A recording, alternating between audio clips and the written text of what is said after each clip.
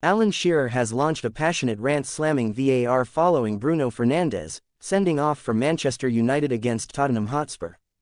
Last week, Manchester United suffered an embarrassing defeat at the hands of Tottenham Hotspur after Ange Postecoglou's side dismantled Erik ten Hag at Old Trafford in a 3-0 victory for the visiting team.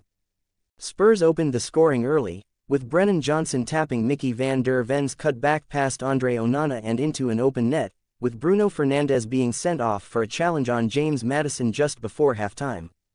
Dejan Kulusevski then doubled the lead just after the second half kicked off, with Dominic Solanke then sealing proceedings with 13 minutes left to play. Fernandes' red card has since been overturned after it was ruled that the Portuguese international's challenge was not as reckless as first thought.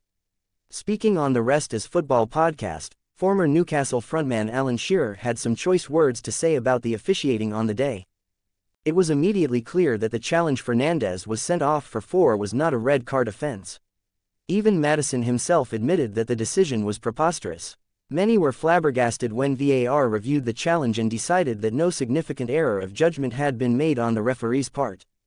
On the podcast, renowned pundit and former England goalscorer Gary Lineker asked Shearer if the Premier League would be disappointed with the messy outcome of the decision.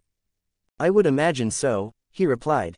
"Well, they should be, because it was a diabolical decision.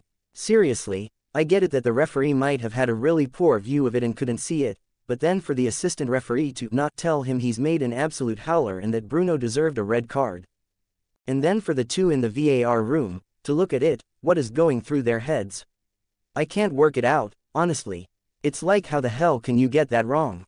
As reported by the Mirror, Lineker then suggested that an alternative system could include teams being granted a predetermined number of appeals for on-field decisions and officials judging the moment in question independently.